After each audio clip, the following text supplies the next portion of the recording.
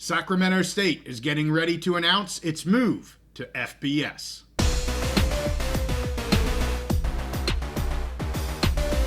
Conference realignment is always in the news, so we're back on the Big Mountain to keep you updated.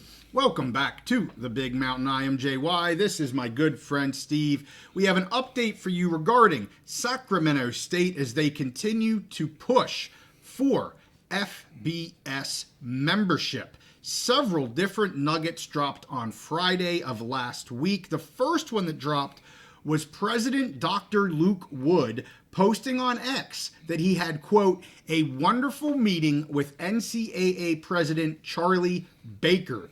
He said that this was a very good meeting. He said there was more to come. He said Mr. Baker was a class act. That got my attention when he said he was meeting with Charlie Baker with the NCAA. I'm sure it was meant to. I'm sure it was, and it got my attention. I'll get back to that as to what I think he's referring to. The next thing that came out was some news reporting. I believe this was from the student paper there at Sacramento State. It was about a $2.5 million loan from the Sacramento State Associated Students Incorporated. People may say, what does that mean, JY? Basically, it's the nonprofit organization that is run by the students. So it's kind of the student body's nonprofit organization.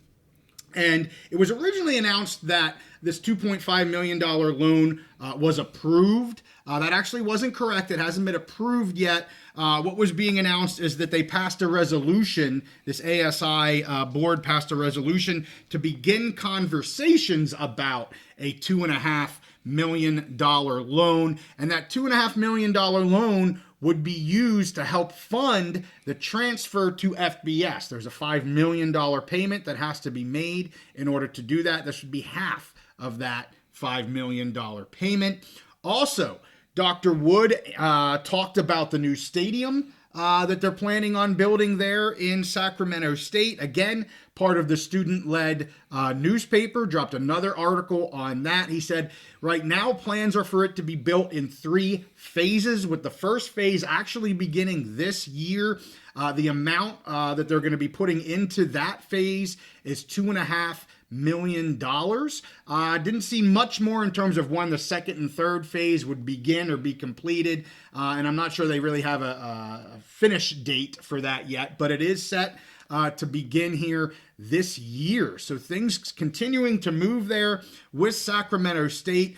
Also, Dr. Wood, in a response to one of my tweets here from a week or two ago, in terms of kind of where are they going to be? Are they going to be in a middle classification of this, or where are they? His exact words were, it's FBS or bust. So he, again, telling everyone, getting ready to make an announcement on that. In this as well, he said, in this reporting as well, he said that an announcement regarding the move to the FBS would come in February or March, possibly April, but he said he's really going to try to get it out here in February or March. Also, this move would not be for football season 25. So Hornet fans, just way too many logistics, way too many scheduling things not happening here for this next football season, but they are shooting for 2026 for that to happen. Well, how could it happen in 2026? Because isn't there a 2-year window to make this jump? Aren't these the $5 million payment to make this jump? So I'm going to go back to where we started here, Steve.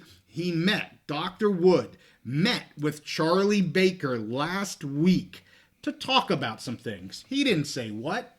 I have a pretty good idea what they were talking about. It's the move to FBS. It's about that 2-year probationary window. I don't think NCAA calls it that, but that's what it is. It's a 2-year probationary window. Maybe it was about the dollar amount, the $5 million.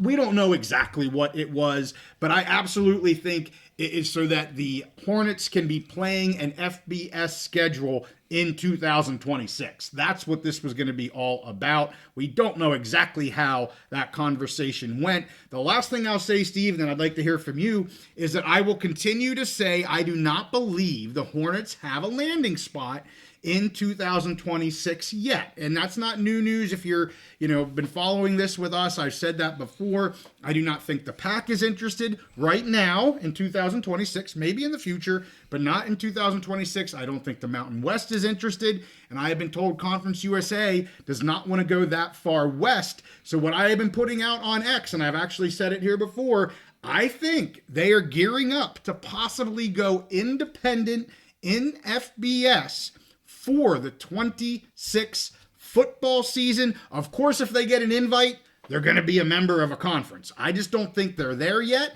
but they are moving full speed ahead. And again, as Dr. Wood said, it's FBS or bust. What do you think, Steve? Yeah, so I think, anytime you have a move like this, I think there's two initial steps that I always watch for. One is signaling the public interest, and they've knocked that out of the park. Sure. I mean, they've signaled, that we talked about their NIL fundraising, potential fundraising. We did an interview with Dr. Wood's brother. Yeah. I forget the group. Josh. Yeah, With the Sac 12 the committee. Sac 12 committee. Yep. They're all on board. They're out there. They're putting their name out there. They're doing everything to signal that this is important to them, that this is what they want to do. And so we've got the decision makers at the university. We've got people who are fundraising. We got people who have money, are willing to contribute money. They're all signaling that they want to make this happen. And so to me, that's the most important step. We've talked a lot about the potential of North Dakota State moving up, joining the Mountain West. Right. And we don't have that even initial step at this point, Right. where you have the leadership, the check writers signaling that they want this to happen yet. Right. So at least you have that with Sacramento State. Now, part two is going to be the second step in that is actual showing some results. Show me the money. Yeah. It sounds like if they're meeting with Charlie Baker, like they are actually starting to do some things. Not just talk publicly and put out statements. It sounds like at least they're in the preliminary phases of getting some money together for some upgrades that need to happen to their facilities. We'll see all those NIL promises that were made.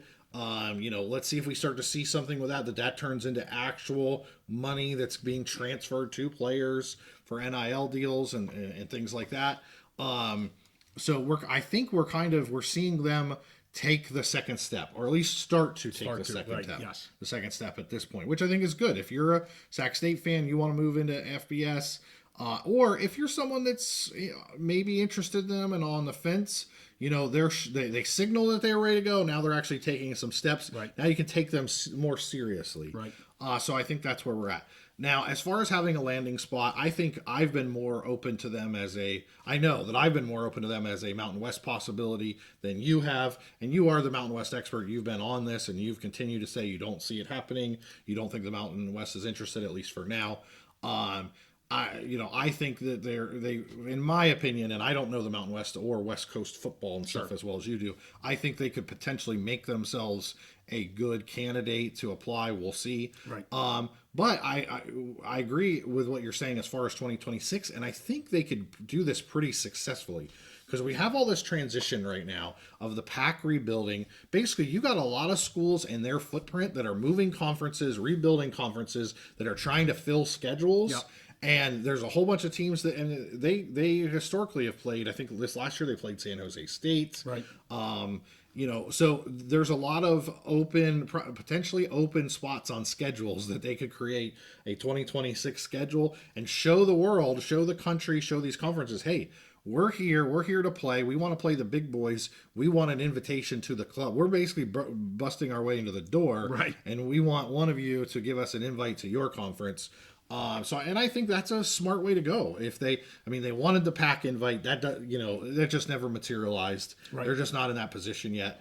They were looking to be a strong candidate for the Mountain West. The Mountain West has made some other moves, that some people say, that means they're probably not going to invite Sacramento State. But, if they show up, they start playing an FBS schedule and having results on the field. Yeah. That just builds their profile and the results on the field. And now they start to show they're investing money in the programs. They get the NIL money that was committed to on when they were potentially going to move up to FBS. Yep. If we actually see results, then I think that's just going to increase their chances of getting an invite somewhere.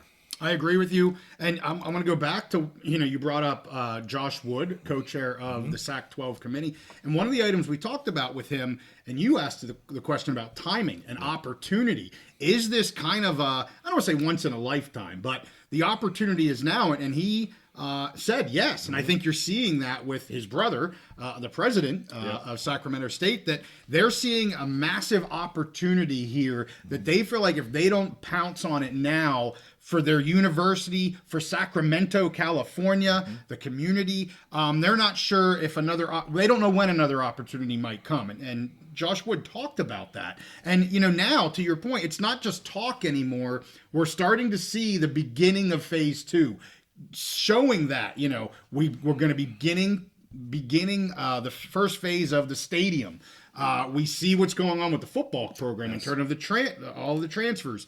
Brennan Marion being the head coach there. Like, this isn't, it started as talk. Yes. They're beginning down the path of the show me, Yes. and I'm anxious to hear what he's going to say in terms of maybe more about the meeting with President Baker, or is it Chairman, whatever he is, NCAA President Baker. Their path to FBS. That's going to be a show me. Whenever this comes out in a month or two, that'll be that's a step 2. Hey, we're showing you how we can do this. The other thing I want to point out, 2 more things. There's absolutely an element of risk to this. You don't see many universities going this route. Yes, Liberty did it. They got an exemption, mainly, I believe, because of the religious side of things when they had done that. But it's not done very much. Part of it is just risk. I mean, they're kind of, as you said, they're busting open the door saying, we're coming no matter what. But how long are they going to be sitting there? No, but they don't know this. But, they think, again, for their position and the opportunity, they have to do it now. I want to get back to the loan real quick because I saw some people kind of. Oh, go ahead. Can I say about timing before you get Yes. to the loan? You mentioned the timing in a previous discussion, and so I just want to reiterate: we are in that unique time in college football. We saw last year. SMU basically bought their way into the ACC. True. They had some really motivated donors. They're getting no money from the ACC. Right. They had some donors just pony up. We're going to float the program. We're going to pay your bills. We're going to give you money for NIL to build a roster. And they went in and the first year ran the table in the ACC, got to the championship game. Didn't win the championship game, Right. but they went undefeated in the regular season in the ACC. And so I don't expect that level from Sac State. Right. But we're in the area where what they're trying to do, if they get $5 million, $6 million, they can invest in their facilities, but also use a little NIL money, which you couldn't do this 10 years ago, as we talked about with Mr. Wood. Where they could do that now and get results quickly. Yes. Have a quick turnaround if they can infuse some talent and show that they are players on the FBS level. For sure. I want to make something maybe a little clearer for people on the loan piece. They say, why in the world do they have to ask for a loan from their students, for this money? Don't they have all of this money already sitting there? They're talking about all their money and money. And I tried to clarify this, and I don't know their ongoing operations. This is just me as an outsider. You talk about kind of our day jobs. We step foot into this. So I do have knowledge of how these things can work with donors, operating costs. So, what this loan is for a transfer to FBS, that payment to the NCAA for the transfer to FBS. What you're seeing a lot of the headlines for are NIL commitments to help the program on the field or the court or whatever it is. Once they get to FBS. Once they get there. Also, and that's what donors want to do. For the most part, donors want to spend money on things that they can physically see, whether that's NIL so that they can get players, whether that's capital campaigns so they can look and see that stadium that they helped with, whether that's scholarships, put that in with NIL, all those tangible types of things. That's what donors, for the most part, are interested in doing. They're not interested in paying general operating costs. Yeah, I'm just going to give you some money so you guys can pay your administrators more money. Like, that's not what donors do. And, could a donor pony up some money for the transfer fee? I think it's been done before. But that, again, that's not really what donors are for. And that's not what the commitments they've talked about are for. They're not for a $5 million transfer fee. They're for NIL and for capital campaigns. So, I just want to make sure people understand the ongoings and how these types of things operate. And that's typically what donors are donating to. They tangible items. Yeah, and this is not a new thing. Like, they didn't just invent this. Well, first of all, they're a public school in the state of California. They have a budget that is managed by a state system and all of that. Yeah. And I guarantee you that whoever does the budgeting didn't just put $2.5 million in so that they could change. They're actually cutting their budget this year. The state system's had cut budget. So this is how public schools of all levels operate like this. I'm a Penn State guy. Okay, I have Penn State season tickets. I make a donation every year. It's not to Penn State University. Yeah. It is to the Nittany Lion Club, which is this outside club. They collect all the money. They pay for a lot of these different things. Yep. So this is a normal, having this group. And some people might say it sounds funny because it's a student group. Well, a student group is not too different than an alumni group, and that's usually what it is. A third-party group that gets money together that's associated in some way with the school. Yep. And so, again, that if they're able to get this money together, they're showing that people associated with the school are getting results, getting money, cash money, to make that transition. And that's, to me, that's a positive if it happens. Right, absolutely. Well, a lot of things happening late last week. Had to do a Sacramento State update because we are interested in the Hornets. I'm very interested to see what President Wood is doing here, kind of going it alone right now. It's a very unique situation. And also, potentially the landing spot that makes the most sense are the two conferences that we follow, the Pac and the Mountain West. I'm not saying that's going to happen. As I said, I don't think it happens here in 26. But yeah, I have a funny feeling we're going to be following the Hornets here for quite a while on the Big Mountain. So with that, hey, we thank you guys for watching this episode. Give it a like, subscribe if you like our content. We'll see you all next time on the Big Mountain.